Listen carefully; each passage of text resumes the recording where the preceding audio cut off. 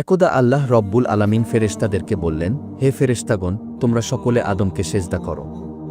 নির্দেশ অনুযায়ী সকল ফেরেশতারা হজরত আদম আলাইহিস সালামকে সেজদা করল। কিন্তু সেজদা করল না শুধুমাত্র ইবলিশ।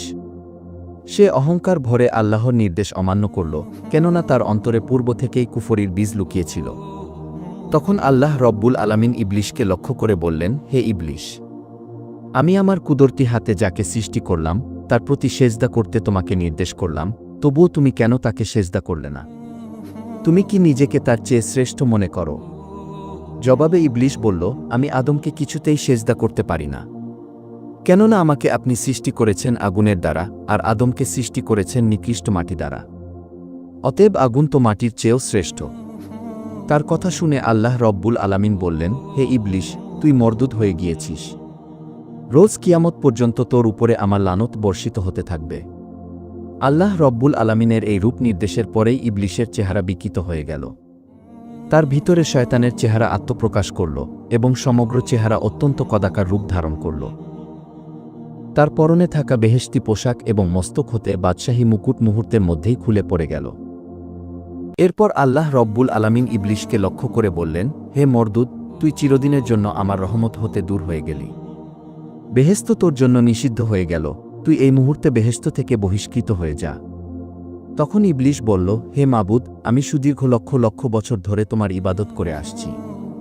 তার কি কোনো প্রতিদানই আমি তোমার কাছ থেকে পাব না? আমার প্রতি এইরূপ শাস্তি দেওয়া কি তোমার জন্য ইনসাফের কাজ হল? আল্লাহ রব্বুল আলামিন তখন ইবলিশকে বললেন, হে পাপিষ্ঠ ইবলিশ, বল তুই আমার কাছ থেকে কি চাস? আজকে তুই আমার কাছ থেকে বেহেশত ব্যতীত যা চাইবি, আমি তোকে সবকিছুই দান করব। কেননা কোনো প্রার্থনাকারীর প্রার্থনায় আমি ফিরিয়ে দেই না, সবার দোয়াই আমি কবুল করে থাকি। তখন ইবলিশ বলল, হে প্রভু, আমার যখন কোনোদিনই বেহেশত নসিব হবে না, তখন তোমার নিকট আমার একটি প্রার্থনা এই যে, তুমি আমাকে রোজ কিয়ামত পর্যন্ত হায়াত দান করো। জবাবে আল্লাহ রব্বুল আলামিন বললেন, যা তোকে আমি কিয়ামত পর্যন্ত হায়াত বাড়িয়ে দিলাম। এবার ইবলিশ বলল, হে মাবুদ, তোমার নিকটে আমার দ্বিতীয় প্রার্থনা এই যে, আমাকে তুমি এমন ক্ষমতা দান করো যাতে আমি তোমার যাবতীয় সৃষ্টিবস্তুকে দেখতে পাই, কিন্তু তারা এবং আদম সন্তান যেন আমাকে দেখতে না পারে, এবং আমি যেন আদম সন্তানের শরীরে রগে রগে ও শিরায় শিরায় বিচারণ করতে পারি, আর যে কোনো সময়ে আমি ইচ্ছামতো রূপ পরিবর্তন করতে পারি। আল্লাহ রব্বুল আলামিন বললেন, হে ইবলিশ, ঠিক আছে, যাও, তোমার এই প্রার্থনাও আমি কবুল ও মঞ্জুর করলাম। পাপিষ্ঠ ইবলিশ এইভাবে আল্লাহ রব্বুল আলামিনের পক্ষ থেকে অসীম ক্ষমতার অধিকারী হয়ে আল্লাহ রব্বুল আলামিনকে লক্ষ্য করে বলল, হে প্রভু, তুমি জেনে রাখো, আমি তোমারই নামে শপথ করে বলছি যে আদমের কারণে আমার সারা জীবনের সাধনা বরবাদ হয়ে গেল। আমি চিরদিনের জন্য তোমার নিকটে ঘৃণিত ও অভিশপ্ত হয়ে গেলাম, জীবনের পরম লক্ষ্য এবং তোমার সন্তুষ্টি ও বেহেশতে বসবাস করা হতে বঞ্চিত হলাম। সেই আদমের প্রতি ও তার বংশধরদের প্রতি এর চরম প্রতিশোধ না নিয়ে আমি কিছুতেই ছাড়ব না। আমি প্রতিজ্ঞা করলাম যে অবশ্যই আমি যুগে যুগে আগত আদম সন্তানগুলোকে পথভ্রষ্ট করে আমার সঙ্গেই দোজখবাসী করে ছাড়ব। আল্লাহ রব্বুল আলামিন বললেন, হে মরদুদ, যারা আমার নির্দেশ মেনে চলবে এবং হকের উপরে দৃঢ়ভাবে সুপ্রতিষ্ঠিত থাকবে, তাদেরকে তুমি কোনোদিনই পথভ্রষ্ট করতে সক্ষম হবে না। তবে যারা আমার আনুগত্য পরিত্যাগ করে তোর আনুগত্য করবে, নফসে আম্মারা তথা মন্দ কাজের দিকে প্ররোচিত হবে, তোর সঙ্গে আমি তাদেরকেও দোজখে নিক্ষেপ করব এবং আমি দোজখের উদরপূর্তি করব। এই সময় আল্লাহর নির্দেশে ফেরেশতাগণ ইবলিশকে গ্রেফতার করে বেহেশত থেকে বহিষ্কৃত করে দুনিয়ার সর্বাপেক্ষা গভীর সমুদ্রের নিম্নস্থলে তাকে নিক্ষেপ করল। আর সেই থেকে সমুদ্র ইবলিশের কার্য আঞ্জাম দেওয়ার জন্য দরবারে পরিণত হয়ে গেল। এদিকে আল্লাহ রব্বুল আলামিন ফেরেশতাদেরকে নির্দেশ দিলেন, তোমরা আদমকে সর্বশ্রেষ্ঠ জান্নাতুল ফেরদৌসে বসবাস করার ব্যবস্থা করে দাও। ফেরেশতারা আল্লাহ রব্বুল আলামিনের নির্দেশ অনুযায়ী হজরত আদম আলাইহিস সালামকে সুখশান্তির সব রকমের ব্যবস্থা করে দিল। তার আর কোনরূপ অশান্তি এবং দুঃখ রইল না। অফুরন্ত নেয়ামত, আরামায়েশ ও সুখশান্তির মধ্যে হজরত আদম আলাইহিস সালাম বসবাস করতে লাগলেন। কিন্তু এটা চিরন্তন সত্য যে মানুষ যতই সুখশান্তির মধ্যে অবস্থান করুক না কেন, সঙ্গীসাথী ছাড়া দীর্ঘদিন একাকী জীবনযাপন করা তার জন্য অশান্তিজনক হয়ে ওঠে। হজরত আদম আলাইহিস সালামের ক্ষেত্রেও ঠিক একই অবস্থা ঘটল, যার ফলে তিনি জান্নাতুল ফেরদৌসের অকল্পনীয় সুখশান্তির মধ্যে থেকেও কেমন যেন তার মনের মধ্যে অশান্তি বিরাজ করতে থাকল। আল্লাহ রব্বুল আলামিনের নিকটে হজরত আদম আলাইহিস সালামের এই অবস্থা গোপন রইল না। সুতরাং তিনি ফেরেশতাদেরকে লক্ষ্য করে বললেন, ওহে ফেরেশতাগণ, আমি আদমের জন্য একজন সঙ্গিনী সৃষ্টি করতে চাই, যাতে সে পরিপূর্ণ সুখ এবং শান্তি লাভ করতে পারে। অতঃপর একদিন আল্লাহ রব্বুল আলামিন হজরত আদম আলাইহিস সালামের চোখে গভীর নিদ্রার আবেশ বুলিয়ে দিলেন। সুতরাং তিনি গভীর নিদ্রায় ঢলে পড়লেন। এই নিদ্রা এতটাই গভীর ছিল যে নিদ্রার মধ্যে এক বিরাট কাণ্ড ঘটে গেল, কিন্তু হজরত আদম আলাইহিস সালাম তার কিছুই টের পেলেন না। হজরত আদম আলাইহিস সালাম যখন নিদ্রামগ্ন ছিলেন, তখন আল্লাহ রব্বুল আলামিন ফেরেশতাদেরকে হুকুম দিলেন, হে ফেরেশতারা, তোমরা আদমের বাম দিক থেকে তার একটি পাঁজর বের করে নাও। ফেরেশতারা আল্লাহ রব্বুল আলামিনের নির্দেশ মতো আদম আলাইহিস সালামের বাম দিক থেকে একটি পাঁজর বের করে নিলেন। অতঃপর সেই পাঁজরখানা আল্লাহ রব্বুল আলামিনের সামনে উপস্থাপন করলেন। আল্লাহ রব্বুল আলামিন সেই পাঁজর থেকে পরমা সুন্দরী একজন যুবতী সৃষ্টি করলেন এবং তাকে বেহেশতের উত্তম পোশাক দ্বারা সুসজ্জিত করলেন। এই পরমা সুন্দরীর নাম রাখা হল হাওয়া। তাকে এই নামে নামকরণ করার কারণ ছিল, কেননা আল্লাহ রব্বুল আলামিন তাকে জীবিত একজন মানুষের পাঁজর থেকে সৃষ্টি করেছিলেন। এরপরে বিবি হাওয়াকে হজরত আদম আলাইহিস সালামের পাশে বসিয়ে রাখা হল। অতঃপর আল্লাহ রব্বুল আলামিন হজরত আদম আলাইহিস সালামের নিদ্রা ভঙ্গ করলেন। হজরত আদম আলাইহিস সালাম নিদ্রা থেকে জেগে দেখলেন তার পাশে একজন পরমা সুন্দরী যুবতী বসে রয়েছেন। তখন তার মনে প্রশ্ন জাগল, কে এই সুন্দরী রমণী? এমন সুন্দরী রমণীকে তো তিনি ইতিপূর্বে আর কখনোই দেখেননি। আল্লাহ রব্বুল আলামিন হজরত আদম আলাইহিস সালামকে লক্ষ্য করে বললেন, হে আদম, আমি তোমার মনের অশান্তি দূর করার জন্য তোমার জন্যই তোমার একজন সঙ্গিনী সৃষ্টি করেছি। এই রমণী তোমার জীবনের চিরসঙ্গিনী এবং তোমার সুখ ও দুঃখের সমভাগিনী হবে। আল্লাহ রব্বুল আলামিন স্বাভাবিকভাবেই পুরুষদের মাঝে মহিলাদের প্রতি একটি আকর্ষণ সৃষ্টি করে দিয়েছিলেন। আর সেই কারণেই হজরত আদম আলাইহিস সালাম হাওয়া আলাইহিস সালামের প্রতি প্রাণাসক্ত হয়ে পড়লেন এবং তারই প্রভাবে তিনি নিজের হাত বাড়িয়ে হজরত হাওয়া আলাইহিস সালামকে স্পর্শ করতে উদ্যত হলেন। এমনই মুহূর্তে আল্লাহ রব্বুল আলামিনের তরফ থেকে সতর্কবাণী উচ্চারিত হল, হে আদম, তুমি হাওয়াকে স্পর্শ করা থেকে বিরত থাকো। বিবাহের পূর্বে তুমি হাওয়াকে স্পর্শ করিও না, এটা তোমার জন্য জায়েজ হবে না। আল্লাহ রব্বুল আলামিনের বাণী শ্রবণ করে হজরত আদম আলাইহিস সালাম বললেন, হে মাবুদ, তবে আপনি তার সঙ্গে আমার বিবাহ পড়িয়ে দিন। অতঃপর স্বয়ং আল্লাহ রব্বুল আলামিন হজরত আদম আলাইহিস সালামের সঙ্গে বিবি হাওয়া আলাইহিস সালামের বিবাহ পড়িয়ে দিলেন। এই বিবাহ অনুষ্ঠানে ৭ তবক জমিন ও ৭ তবক আসমানের সমগ্র ফেরেশতারা জমায়েত হয়ে আনন্দ উৎসবে লিপ্ত হয়েছিল। বিবাহের খুতবা স্বয়ং আল্লাহ রব্বুল আলামিনই পাঠ করেছিলেন। এই খুতবাতে তিনি নিজের বুজুর্গি, তার কুদরত ও অসীম ক্ষমতার কথা উল্লেখ করেছিলেন এবং তার সৃষ্টির রহস্য ও সৃষ্টি জগতের মূল উসিলা হজরত মুহাম্মদ সাল্লাল্লাহু আলাইহিস সালামের বর্ণনা দিয়েছিলেন। হজরত আদম ও হাওয়া আলাইহিস সালামের বিবাহ সম্পন্ন হওয়ার পরে হজরত আদম আলাইহিস সালাম বিবি হাওয়া আলাইহিস সালামের প্রতি অধিকতর আসক্ত হয়ে পড়লেন। এরপর পুনরায় তিনি তাকে স্পর্শ করার জন্য উদ্যত হলেন। সঙ্গে সঙ্গে আল্লাহ রব্বুল আলামিনের পক্ষ থেকে আওয়াজ আসল, হে আদম, আগে তুমি বিবি হাওয়ার মোহরানা আদায় করে নাও। মোহরানা আদায় করার পূর্বে সে তোমার জন্য বৈধ ও হালাল হবে না। এই কথা শুনে হজরত আদম আলাইহিস সালাম বললেন, হে মাবুদ, এই বিশ্ব জগতের সমস্ত কিছুর মালিকই তো আপনি, সবকিছুই তো আপনার মালিকানাধীন। আমার তো কোনো মাল সম্পদ নেই, আমি কি দিয়ে তার মোহরানা আদায় করব? তখন আল্লাহ রব্বুল আলামিন ইরশাদ করলেন, হে আদম, তুমি আমার হাবিব মুহাম্মদ সাল্লাল্লাহু আলাইহিস সালামের প্রতি 10 বার দুরূদ শরীফ পাঠ করো এবং তার উপর বকশিশ করে দাও। তাতেই তোমার মোহরানা আদায় হয়ে যাবে। আল্লাহ রব্বুল আলামিনের এই কথা শুনে হজরত আদম আলাইহিস সালামের মনে একটি প্রশ্ন উদিত হল, যার প্রতি আমাকে দুরূদ শরীফ পাঠ করার নির্দেশ করা হল, তার পরিচয় সম্পর্কে তো আমি অবগত নই। সে কি আমার বংশধরদের মধ্যে কোনো ব্যক্তি হবে, নাকি অন্য কোনো জাতির মধ্য থেকে সে কোনো ব্যক্তি?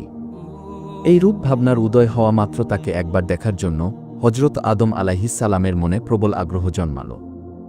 এরপর তিনি আল্লাহ রব্বুল আলামিনের দরবারে প্রার্থনা জানালেন, হে আল্লাহ, আমি তোমার সেই মহান বান্দাকে দেখতে চাই, যার প্রতি তুমি আমাকে দুরূদ শরীফ পাঠ করতে বললে। আল্লাহ রব্বুল আলামিন তখন আদম আলাইহিস সালামকে বললেন, হে আদম, তুমি তোমার আঙ্গুলের একটি নখের দিকে দৃষ্টিপাত করো। তাতেই তুমি আমার হাবিব মুহাম্মদ সাল্লাল্লাহু আলাইহিস সালামের চেহারা দেখতে পাবে। এই কথা শুনে হজরত আদম আলাইহিস সালাম স্বীয় আঙ্গুলের নখের দিকে দৃষ্টিপাত করলেন। অতঃপর তিনি তার নখের মধ্যে হজরত মুহাম্মদ সাল্লাল্লাহু আলাইহিস সালামের পবিত্র চেহারা মোবারক দেখতে পেলেন। দেখামাত্রই রাসূল সাল্লাল্লাহু আলাইহি সাল্লামের প্রতি তার প্রবল পিতৃস্নেহ জেগে উঠল এবং তার প্রতি তিনি বিশেষভাবে আকৃষ্ট হলেন এবং সাথে সাথে তার উপর 10 বার দুরূদ শরীফ পাঠ করলেন। তখন আল্লাহ রব্বুল আলামিন ইরশাদ করলেন, হে আদম, তুমি যে একান্ত ও ভক্তি বিশ্বাসের সাথে 10 বার আমার হাবিবের প্রতি দুরূদ শরীফ পাঠ করলে, তার ফলে আমি তোমার জন্য বিবি হাওয়াকে বৈধ করে দিলাম এবং তোমার মর্যাদা ও মর্তবা অনেক গুণ বৃদ্ধি করে দিলাম। হে আদম, যাও, তুমি এবং তোমার স্ত্রী বেহেশতে বসবাস করো এবং তোমরা যা খুশি আহার করো। বেহেশতের সবকিছুই তোমাদের জন্য হালাল করে দিলাম। অতঃপর আল্লাহ রব্বুল আলামিন হজরত আদম আলাইহিস সালামকে গন্ধম গাছের দিকে ইঙ্গিত করে বললেন, হে আদম, তুমি ও তোমার স্ত্রী বেহেশতে অবস্থান করো এবং তোমরা বেহেশত হতে স্বাচ্ছন্দ্যে যা ইচ্ছা ভক্ষণ করো, কিন্তু তোমরা ওই বৃক্ষটির নিকটবর্তী হও না। যদি তোমরা সেই বৃক্ষটির নিকটবর্তী হও, তাহলে তোমরা ক্ষতিগ্রস্তদের অন্তর্ভুক্ত হয়ে যাবে। তখন হজরত আদম আলাইহিস সালাম বললেন, হে মাবুদ, আমরা পুরোপুরিভাবে আপনার আদেশ পালন করব। আপনার অসীম অনুগ্রহে আমরা জান্নাতে অফুরন্ত নেয়ামত লাভ করেছি এবং এখানে আমাদের এত সুখশান্তি নসিব হয়েছে, তাতে ওই একটি মাত্র বৃক্ষের ফল ভক্ষণ না করলে আমাদের এমন কি বা আসে যায়, আর সেই বৃক্ষের ফল ভক্ষণ করে আমরা কেনই বা আপনার আদেশ অমান্য করব? আর এতে কি আমাদের কোনো উপকার রয়েছে? আল্লাহ তাআলা বললেন, হে আদম, ওই বৃক্ষের ফল না খেলে তোমাদের কোনোই ক্ষতি হবে না, কিন্তু যদি তোমরা তার ফল ভক্ষণ করে ফেলো, তাহলে তোমরা এমন ক্ষতির সম্মুখীন হবে যা কোনো কিছু দ্বারাই পূরণ করা যাবে না। আল্লাহ তাআলার নির্দেশ অনুযায়ী হজরত আদম আলাইহিস সালাম ও বিবি হাওয়া আলাইহিস সালাম পরম সুখশান্তিতে বেহেশতে বসবাস করতে লাগলেন। কিন্তু তাদের এই সুখশান্তির জীবন দেখে ইবলিস জ্বলে পুড়ে ছারখার হয়ে যেতে লাগল, কারণ তার মনে সর্বদাই আদম আলাইহিস সালামের প্রতি হিংসা কাজ করত। তার ফলেই সে তাদের চরম ক্ষতি সাধন করার জন্য প্রতিজ্ঞাবদ্ধ ছিল। তাই সে সর্বদাই এই চিন্তায় মগ্ন ছিল যে কি করে শীঘ্রই তাদেরকে বেহেশত থেকে বহিষ্কার করা যায়। ইবলিসকে যদিও বেহেশত থেকে বাইরে বের করে দেওয়া হয়েছিল, তথাপি সে সপ্ত আসমান পর্যন্ত সর্বদা অবাধ গতিতে বিচরণ করতে পারত। সুতরাং সে সপ্ত আসমান অতিক্রম করে একেবারে বেহেশতের দরজা পর্যন্ত উপনীত হতে পারত এবং ঘন ঘন সে বেহেশতের দরজার সামনে আসা যাওয়া করতে থাকত। কিন্তু সে বেহেশতের ভিতরে কোনো ক্রমেই প্রবেশ করতে পারছিল না।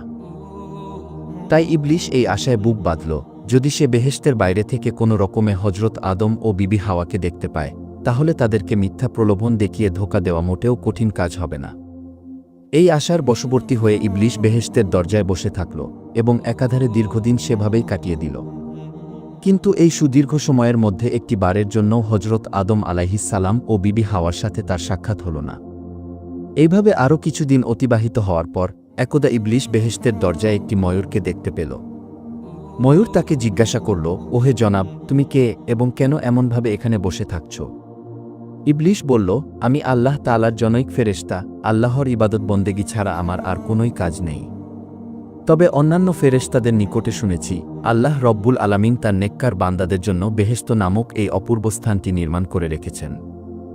এর অভ্যন্তর ভাগের অপরূপ দৃশ্য এবং এর অমূল্য ও অফুরন্ত নাজ নিয়ামতসমূহ এমনই বিচিত্র ও বিস্ময়কর, যা একবার চোখে না দেখলে তার সম্পর্কে কল্পনা করাও সম্ভব নয়। ফেরেশতাদের মুখে বেহেশতের এরূপ বর্ণনা শুনে আমি বেহেশতের অভ্যন্তর ভাগ একটিবার চোখে দেখার জন্য আজ সুদীর্ঘকাল ধরে এখানে বসে আছি এবং আমি এই আশায় বুক বেঁধে আছি, দেখি কোনো দয়ালু বেহেশতবাসী আমার এই মনের আশা পূরণ করার জন্য সুদীর্ঘকাল পরেও একটিবার বেহেশতের ভিতরে প্রবেশ করায় কিনা। ওহে ময়ূর, তুমি কি আমার এই মনের সুপ্ত বাসনাটি পূর্ণ করবে? ময়ূর উত্তর দিল, না জনাব, আমার দ্বারা কোনো মতেই তা করা সম্ভব নয়, কেননা বাহির থেকে কাউকেও বেহেশতের অভ্যন্তরে প্রবেশ করানো সম্পূর্ণ নিষিদ্ধ। অতএব আমার এমন সাধ্য নেই যে আমি তোমাকে বেহেশতের ভিতরে নিয়ে যাব। ইবলিস তখন অনেক অনুনয় বিনয় করে বলল, হে দয়ালু বেহেশতবাসী, আমাকে একটি বারের জন্য হলেও বেহেশতের অভ্যন্তরে নিয়ে চলো। কিন্তু ময়ূর কিছুতেই তার কথা শুনল না। তখন ইবলিস একটি ছলনার দ্বারা নিজের কার্য উদ্ধার করার আকাঙ্ক্ষায় ময়ূরকে বলল, ময়ূর, তুমি যদি আমার মনের বাসনা পূরণ করো, তাহলে তোমাকে আমি আমার জানা এমন 3টি দোয়া শিক্ষা দিব, যার ফলে তুমি 3টি অমূল্য বস্তু লাভ করবে। তার প্রথমটি হলো এই যে সারা জীবনে তুমি কখনো বৃদ্ধ হবে না। দ্বিতীয়টি হলো এই যে তুমি চিরদিনের জন্য অমর হয়ে থাকবে, কোনোদিন তোমার মৃত্যু ঘটবে না। আর তৃতীয় বস্তুটি হলো অনন্ত জীবন তুমি বেহেশতে অবস্থান করতে পারবে, কোনো দিনই তোমাকে বেহেশত থেকে বহিষ্কৃত হতে হবে না। অতঃপর ময়ূর এই 3টি বস্তু লাভের জন্য অনেক প্রলুব্ধ হল, কিন্তু তারপরেও সে একাকী ইবলিসকে বেহেশতে প্রবেশ করাতে সাহস পেল না। তাই সে ইবলিশকে বলল, দেখো বন্ধু, আমি তোমাকে বেহেশতে প্রবেশ করাতে চাইলেও সেই ক্ষমতা আমার নেই। তবে আমার এক সাপ বন্ধু আছে, সে ইচ্ছা করলে তোমাকে বেহেশতে প্রবেশ করাতে পারবে। তুমি এখানে একটু অপেক্ষা করো, আমি চেষ্টা করে দেখি আমার সেই বন্ধু তোমার এই ইচ্ছা পূরণ করাতে রাজি হয় কিনা। অতঃপর ময়ূর সাপের নিকটে উপস্থিত হয়ে বলল, বন্ধু, বেহেশতের দরজায় একজন ফেরেশতা বসে আছে, তার মনে একটিবার মাত্র বেহেশত দর্শনের বড়ই বাসনা। এই ব্যাপারে সে আমার নিকটে অনেক আকুতি মিনতি করল। তুমি যদি অনুগ্রহ করে তার এই মনোবাসনা পূরণ করতে সাহায্য করো, তাহলে সে আমাদেরকে এমন 3টি দোয়া শিক্ষা দিবে, যার দ্বারা আমরা 3টি অমূল্য বস্তু লাভ করতে পারব। এই কথা বলে ময়ূর সাপটিকে ইবলিশের প্রতিশ্রুতি দেওয়া সেই 3টি বস্তুর কথা শুনিয়ে দিল। ময়ূরের কথা শুনে সাপ প্রলুব্ধ হয়ে উঠল। অতঃপর সে বেহেশতের দরজায় এসে ইবলিশকে লক্ষ্য করে বলল, হে বন্ধু, তুমি নাকি বেহেশতে প্রবেশ করতে চাও এবং তার বিনিময়ে 3টি মূল্যবান দোয়া শিখিয়ে দিবে। যদি তাই হয় তবে আগে দোয়া 3টি শিখাও, তারপরেই আমি তোমাকে বেহেশতে ঢুকানোর ব্যবস্থা করে দিব। ইবলিশ বলল, আমি শপথ করে বলছি, তুমি আমাকে বেহেশতে প্রবেশ করিয়ে দিলে তার বদলে আমি উক্ত দোয়া 3টি তোমাদেরকে শিখিয়ে দিব, কিছুতেই এর অন্যথা করব না। আগে বেহেশতের অপূর্ব নাজ নিয়ামত দর্শন করে আমার চক্ষু দুটি শীতল করি, তারপরেই আমি তোমাদেরকে দোয়া 3টি শিক্ষা দিব, তোমরা আমার প্রতি কোনো রকমের সন্দেহ করিও না। তখন সাপ বলল, বাহির থেকে কাউকে বেহেশতের মধ্যে নিয়ে যাবার অনুমতি নেই। তবে তুমি যদি বেহেশত দর্শনের একান্তই বাসনা করো, তাহলে এই কাজ গোপনে ও সাবধানে করতে হবে। প্রকাশ্যে কিছুই করা সম্ভব নয়। কেননা এই ঘটনা প্রকাশ পেলে আমার আর রক্ষা থাকবে না, আমাকে চরম শাস্তি ভোগ করতে হবে। তুমি এক কাজ করো, আমি মুখ হা করছি, তুমি আমার মুখের মধ্যে প্রবেশ করে বসে থাকো। এরপর সাপটি তার মুখ হা করল আর ইবলিশ সাপের মুখের মধ্যে ঢুকে বসে থাকল। অতঃপর ময়ূর সাপটিকে বেহেশতের অভ্যন্তরে গন্ধম বৃক্ষের নিকটে পৌঁছে দিল। এরপর ইবলিশ সাপের মুখ থেকে বের হয়ে ফেরেশতার বেশ ধারণ করল এবং করুণ সুরে কাঁদতে লাগল। সাপ ও ময়ূর নিজেদের কার্য সমাধান করে সেখান থেকে দ্রুত সরে পড়ল। ইবলিশের নিকট থেকে দোয়া শিখার সাহস তাদের আর হল না, কারণ তাদের ভয় হচ্ছিল তাদের এই কাজটি যদি কোনোভাবে প্রকাশ পেয়ে যায় তাহলে তাদের কঠিন শাস্তি হবে। ইবলিশের কান্না শুনে বেহেশতের সকল হুর গেলমানরা তার কাছে সমবেত হল। এমনকি বিবি হাওয়াও সেখানে এসে উপস্থিত হলেন। অতঃপর হজরত হাওয়া আলাইহিস সালাম ইবলিশকে জিজ্ঞাসা করলেন, হে আল্লাহর বান্দা, তুমি এইভাবে কাঁদছ কেন? ইবলিশ বলল, আমি তোমাদের পরিণামের কথা ভেবে কাঁদছি। আল্লাহ তাআলা শীঘ্রই তোমাকে ও তোমার স্বামীকে বেহেশত থেকে বের করে পৃথিবী নামক এক কঠিন এবং অশান্তিপূর্ণ স্থানে প্রেরণ করবেন, আর এই কথা আরশে আজিমে লিপিবদ্ধ রয়েছে। পৃথিবীতে প্রেরণের ব্যাপারটি প্রকারান্তরে শাস্তি ভোগের শামিল। সেখানে ক্ষুধা, দারিদ্র্য, পীড়া, কষ্ট, পরিশ্রম ও অশান্তি বিরাজমান। সেখানে পরিশ্রম করে খাদ্য জন্মাতে হবে, খাদ্য জন্মাতে ব্যর্থ হলে ক্ষুধার যন্ত্রণায় অস্থির হতে হবে। সেখানে তোমাদের অসংখ্য সন্তান সন্ততি জন্ম নিবে। তাদের মধ্যে সর্বদা ঝগড়া বিবাদ লেগেই থাকবে, খুনখারাবি নিত্যনৈমিত্তিক ব্যাপার হয়ে উঠবে। রোদ ও বৃষ্টির মধ্যে জীবনযাপন করতে হবে। আল্লাহকে শত শতবার ডেকেও তার সাক্ষাৎ লাভ করতে পারবে না। তিনি সহজে বনি আদমের কোনো দাবি পূরণ করবেন না। মানুষ জন্ম থেকে মৃত্যু পর্যন্ত অবিরাম পরিশ্রম করেও নিজের পেটের আহার সংগ্রহ করতে সক্ষম হবে না। তখন অন্যায় ও অসৎ পথ গ্রহণ করতে বাধ্য হবে। এক কথায় দোজখের যন্ত্রণার চেয়ে দুনিয়া কোনো অংশেই কম নয়। আমি তোমাদের সেই দুঃখের জীবনের কথা ভেবে কাঁদছি। বিবি হাওয়া তখন শয়তানকে জিজ্ঞাসা করলেন, তোমার কথা যে সত্য তার প্রমাণ কি? শয়তান বলল, আমি আল্লাহর নামে কসম করে বলছি, আমি এক বিন্দু মিথ্যা কথা বলিনি। যদি আমি মিথ্যা কথা বলি তবে যেন আমার উপর আল্লাহ তাআলা ও ফেরেশতাদের লানত বর্ষিত হবে। বিবি হাওয়ার নারীসুলভ মন, তাই শয়তানের এরূপ বক্তৃতায় তার মন কিছুটা আকৃষ্ট হল। এবার সে জিজ্ঞাসা করল, তবে পৃথিবীর এই নির্বাসন থেকে মুক্তির উপায় কি? শয়তান বলল, এর একটি উত্তম উপায় রয়েছে, তবে তোমরা সেই উপায় গ্রহণ করবে কিনা আমি জানি না। বিবি হাওয়া বলল, তুমি বলো, অবশ্যই আমরা সেটা গ্রহণ করব। তখন ইবলিশ গন্ধম গাছের দিকে ইঙ্গিত করে বলল, ওই যে একটি গাছ দেখছ, ওটার একটি ফল খেতে পারলেই তোমরা বেহেশতে স্থায়ীভাবে বসবাস করতে সক্ষম হবে, কোনোদিন আর তোমাদেরকে পৃথিবীতে যেতে হবে না। বেহেশতের আরামায়েশ তোমাদের জন্য সার্বক্ষণিক বাধ্যতামূলক হয়ে থাকবে। বিবি হাওয়া বললেন, ওই গাছের ফল খেতে তো আল্লাহ তাআলা আমাদেরকে বারণ করেছেন, তাহলে এটা কিভাবে সম্ভব? শয়তান বলল, আল্লাহ তাআলা দয়ার সাগর, তিনি অপরাধীর অপরাধ ক্ষমা করে থাকেন, এজন্য তার একটি নাম গফুর। তিনি তার নামের মাহাত্ম্য বজায় রাখবেন বলে ওয়াদাও করেছেন। অতএব আল্লাহ তাআলার করুণা প্রাপ্তির বিষয়ে তোমাদের কোনো ভাবনা চিন্তার দরকার নেই। আমি মনে করি তোমরা যদি এই ফল ভক্ষণ করার পরে আল্লাহ রব্বুল আলামিনের কাছে ক্ষমা প্রার্থনা করো, তাহলে তোমাদেরকে আল্লাহ রব্বুল আলামিন ক্ষমা করে দিবেন। এতে তোমরা আল্লাহ তাআলার ক্ষমাও পেয়ে যাবে এবং বেহেশতে চিরদিনের জন্য বসবাসও করতে পারবে। এখন ভেবে দেখো তুমি কি করবে। ইবলিশের এরূপ কথায় হযরত হাওয়া আলাইহিস সালাম বিশ্বাস করে নিলেন। তখন তিনি উক্ত গাছটির নিচে গিয়ে 3টি ফল ছিঁড়ে হাতে নিলেন। অতঃপর তিনি একটি ফলের খোসা ছাড়িয়ে দেখলেন তাতে ফোঁটা ফোঁটা রক্ত দেখা যাচ্ছে। এই রক্ত সম্পর্কে হযরত মুয়াজ রাদিয়াল্লাহু তাআলা আনহু বলেছেন, বিবি হাওয়ার হাতে গন্ধমে রক্ত দেখার অন্তর্নিহিত কারণ ছিল সকল নারীর প্রতি মাসে একবার রক্ত দেখার সময় বাধ্যতামূলক করে দেওয়া। অতঃপর তিনি ফলগুলো হাতে নিয়ে হযরত আদম আলাইহিস সালামের সিংহাসনের নিকটে পৌঁছালেন। হযরত আদম আলাইহিস সালাম তখন বিবি হাওয়াকে জিজ্ঞাসা করলেন, তোমাকে এতটা মলিন দেখাচ্ছে কেন এবং তোমার শরীরের সেই সুগন্ধি গেল কোথায়? বিবি হাওয়া বললেন, আমি এক মহাবিপজ্জনক সংবাদ নিয়ে এসেছি। এই কথা শুনে হযরত আদম আলাইহিস সালাম বললেন, কি সেই সংবাদ? বিবি হাওয়া বললেন, আল্লাহ তাআলা নাকি আমাদেরকে বেহেশত থেকে চিরদিনের জন্য বের করে পৃথিবী নামক এক স্থানে নির্বাসন দিবেন। এমতাবস্থায় পৃথিবীতে না গিয়ে বেহেশতে চিরদিনের জন্য বসবাস করার এক পন্থা আমি খুঁজে পেয়েছি। আল্লাহর এক ফেরেশতা আমাকে এই পন্থা বলে দিয়েছেন, এমনকি পৃথিবীর দুর্গম ও কঠিন জীবন যাপনের খতিয়ান তিনি আমাকে সবিস্তারে বলেছেন। অতঃপর যখন আমি তার কাছে এর প্রতিকার জানতে চাইলাম, তখন সে এই ফলটি দেখিয়ে আমাকে বলেছে, যদি এটা ভক্ষণ করতে পারো তাহলে তোমরা স্থায়ীভাবে বেহেশতে থাকতে পারবে। হযরত আদম আলাইহিস সালাম বিবি হাওয়া আলাইহিস সালামের কথা শুনে বললেন, এটা কি সেই নিষিদ্ধ গাছের ফল যা ভক্ষণ করতে আল্লাহ রব্বুল আলামিন বারবার নিষেধ করেছেন? হযরত হাওয়া আলাইহিস সালাম বললেন, জি, এটা সেই গাছেরই ফল। তখন হযরত আদম আলাইহিস সালাম বললেন, আমি কখনোই আল্লাহ রব্বুল আলামিনের নির্দেশ অমান্য করে এই ফল ভক্ষণ করতে পারব না। তুমি আমার সাথে দ্বিতীয়বার আর এই ব্যাপারে কোনো কথা বলবে না, এখন এখান থেকে চলে যাও। অতঃপর হযরত আদম আলাইহিস সালাম আল্লাহ তাআলার আদেশ লঙ্ঘনের ভয়ে তার সিংহাসনকে হুকুম দিলেন অন্যত্র চলে যাওয়ার জন্য। সাথে সাথে তার সিংহাসন হাজার হাজার মাইল অতিক্রম করে অনেক দূরে চলে গেল। কিন্তু বিবি হাওয়া আলাইহিস সালাম তার পিছনে পিছনে সেখানেও পৌঁছে গেলেন।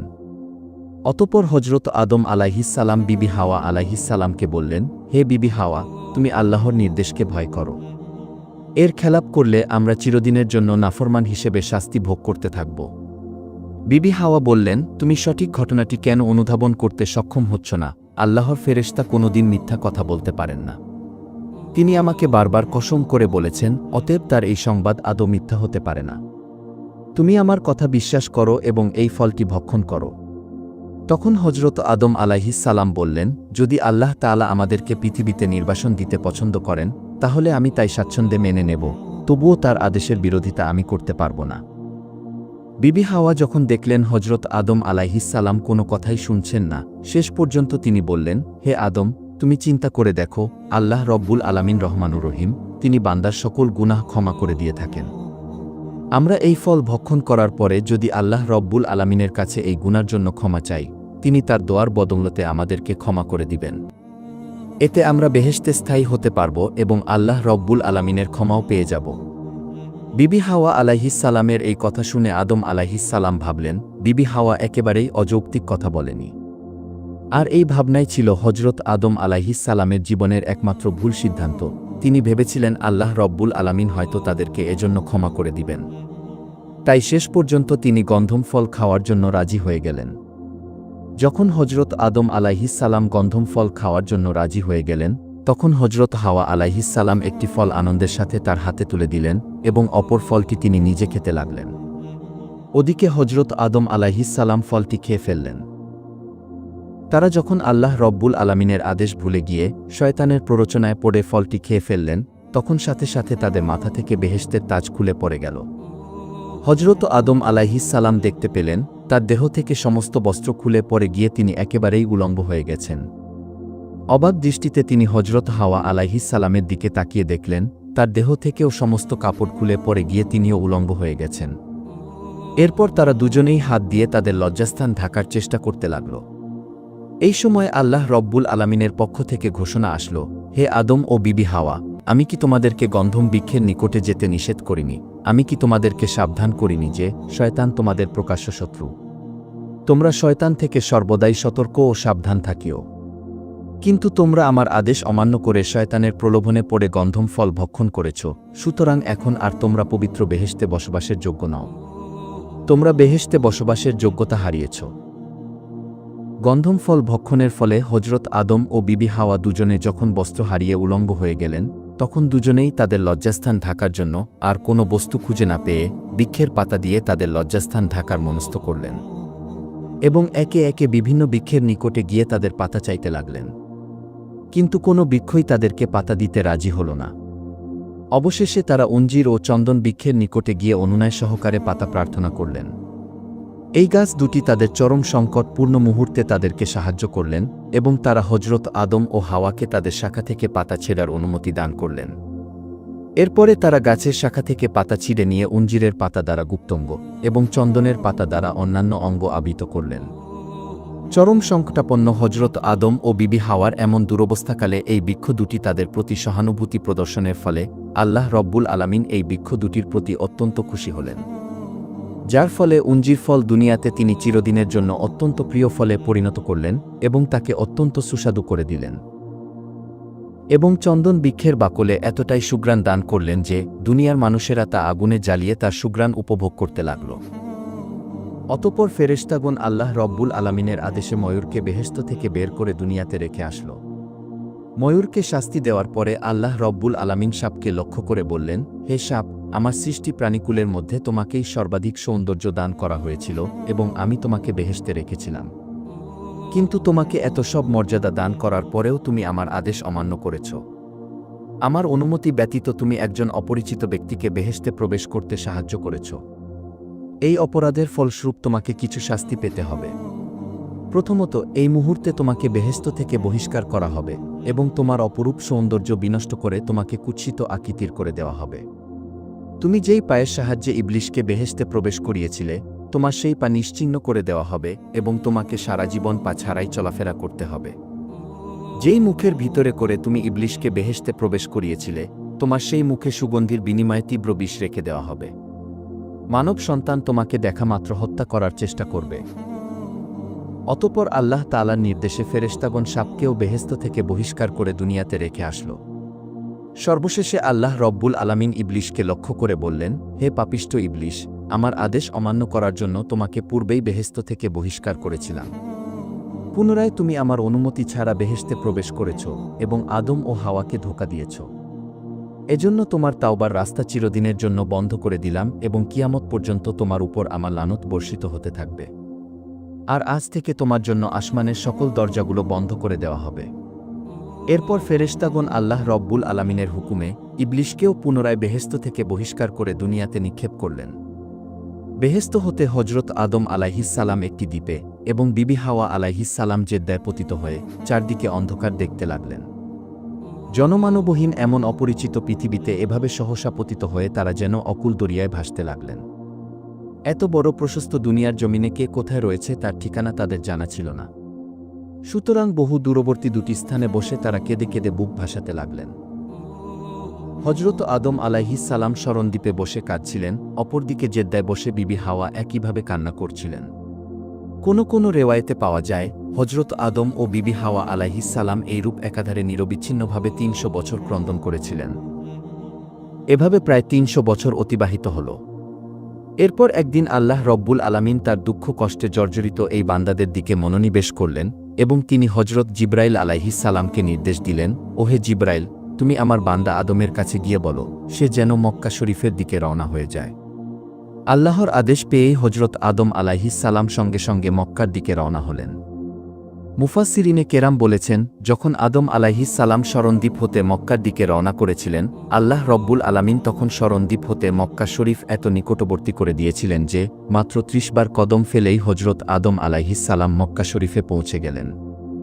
মক্কা শরীফে পৌঁছে হজরত আদম আলাইহিসসালাম আরাফাতে জাবালে রহমত নামক একটি স্থানে গিয়ে বসে পড়লেন। এ সময় তিনি শারীরিক ও মানসিক ক্লান্তিতে একেবারে দুর্বল হয়ে পড়েছিলেন। আরাফাতের সেই স্থানে বসে হজরত আদম আলাইহিসসালাম চোখের অশ্রু ফেলে আল্লাহ রব্বুল আলামিনের দরবারে প্রার্থনা করতে লাগলেন, হে মাবুদ, আপনি আমার ও আমার স্ত্রীর গুনাহ মোচন করে দিন। আমি জানি না হাওয়া এখন কোথায় ও কিভাবে রয়েছে, মনে হয় তারও জানা নেই যে আমি কোথায় আছি এবং কিভাবে আছি। হে মাবুদ, আপনি আমাদের দুজনের প্রতি করুণা বর্ষণ করুন, আমাদের ভুল ক্ষমা করে দিয়ে পুনরায় আমাদের মিলন ঘটিয়ে দিন। হজরত আদম আলাইহিস সালামের এই প্রার্থনা কিছুটা ফলদায়ক হল। তিনি আকাশের দিকে দৃষ্টিপাত করে মোনাজাত করছিলেন। আল্লাহর অসীম কৃপায় সহসা তার মানবীয় নেত্রের পর্দা অপসারিত হয়ে গেল।